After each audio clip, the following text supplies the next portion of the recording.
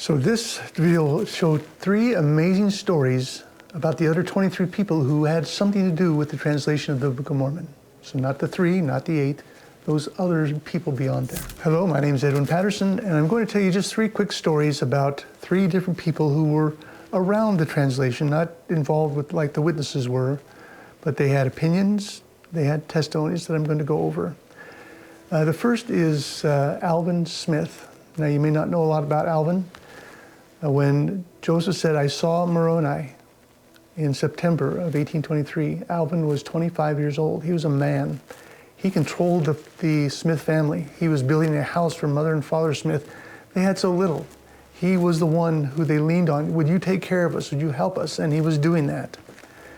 At that time, he witnessed what Joseph said. Joseph told the family. He either bought it or he didn't. I think 25 years old. Joseph is 17, so he's a boy, still a teenager. Well, would Alvin say, "That's probably strange and weird and don't do it"? What would he say? So, 2 months after this experience with Joseph and Moroni, Alvin's going to die. He's poisoned, not on purpose. The doctor gave him a solution he thought would help with the problem that he had, and it actually poisoned him. He's on his deathbed in 1823. He asks each of the family members to come in and he can give them advice, tell them what he wants them to do. In comes Hiram. Hiram, you're now the oldest. Finish this house for Mom and Dad. Take care of them. Let them have a good life. It's on your shoulders. Joseph, come in. And I want to read this specifically because it's interesting to me just what he said exactly. Alvin said, Joseph is right there, on his deathbed, Alvin is, fulfill the requirements to obtain the plates. Now, that says that Alvin was part of it. He bought into it. It wasn't a con, it wasn't a hype. Here's a 25-year-old man who is telling his brother, a young brother, to do that which is required of you to go forward. He believed it. That's very sweet to me. I didn't know that until I started looking into the witnesses. But that's how real it was, and that's how real he was. So Alvin was a beautiful man. The second person I'd like to talk about is Sarah Conrad. Don't hear about her much in the history of the church. Who was she? When the folks moved from Pennsylvania up to the Whitmer home to translate the rest of the Book of Mormon, they moved in. It was a small house with a lot of people in it. One of the people was Sarah Conrad. She's known as Sally, is her nickname. She was a servant. She could have been a cousin, not sure, but she was in the house. She'd watch in the morning the 2 men go upstairs to the upper room, see them come back down at lunch, go back up, come back down, go back up. But she noticed something very strange.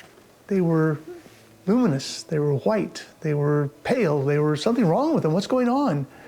And she'd ask some of the Whitmers, what are they doing up there? Don't worry about it, you're a servant. Finally says, I'm not staying unless someone tells me what's happening here. And so Mother Whitmer told her. They're translating plates as a record for Christ. They're doing that in the room upstairs. So Sarah thought about that. And a lot said about her in the history of the church. But an interesting fact, in 1902, she died. Guess where she died at? She died in Provo, Utah. So Sarah joined the church. She went from the Whitmer home to Ohio, to Independence, to Far West, to Nauvoo, to Winter Quarters, to Salt Lake, to Provo. She was faithful all the way through her life. She died an old woman in Provo, Utah, holding on to her testimony that what was happening in that house that she saw was true. It's sweet to me, interesting.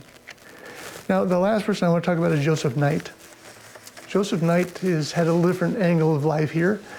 So he had met Joseph Smith and had him work for him for a long time. When Joseph saw Moroni for the first time, he told Joseph Knight about it. Joseph was aware of that. He was at the house of Joseph Smith the night that Joseph and Emma were going to go get the plates in 1827.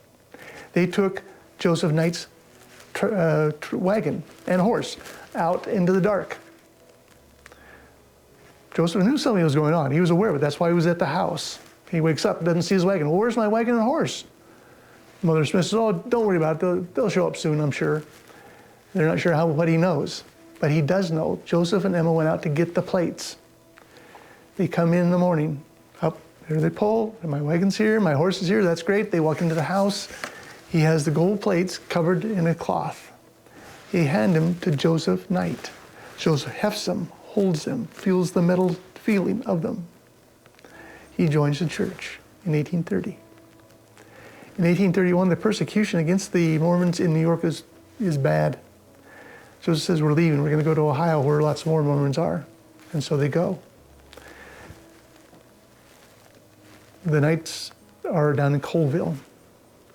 His family's joined the church. Others have joined. Up to 50 people down in Colville have joined the church. Well, Joseph, where should we go? When Joseph gets to Ohio, there's a man there who joined the church and says, hey, I've got land. Bring those folks up from Colville. They can have this land to live on.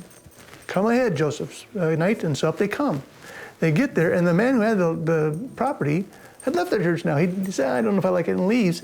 There's no more land for them. Well, what should we do, Joseph Smith? Go to Zion. Well, where's that? Independence, Missouri. The whole group goes to Independence. They're kicked out of there, they go to Far West. They're kicked out of there, they go to Nauvoo. They're kicked out of there, winter quarters. So Joseph Knight has retained his testimony of the truthfulness of the Book of Mormon through all of that stuff. He's ready to go to Utah. He's in winter quarters. He catches a bug, a flu of some kind, and he dies there. Beautiful man who held a testimony early on, the day that Joseph brought the plates home, and held it until his death at winter quarters before going to Salt Lake. So I can go on and on and on. A lot of beautiful stories about these people, but all of them knew, believed, had a testimony, and not one of the 34 ever broke it through all time. A worthy discussion, a worthy thought about truthfulness of what's going on. Thank you so much.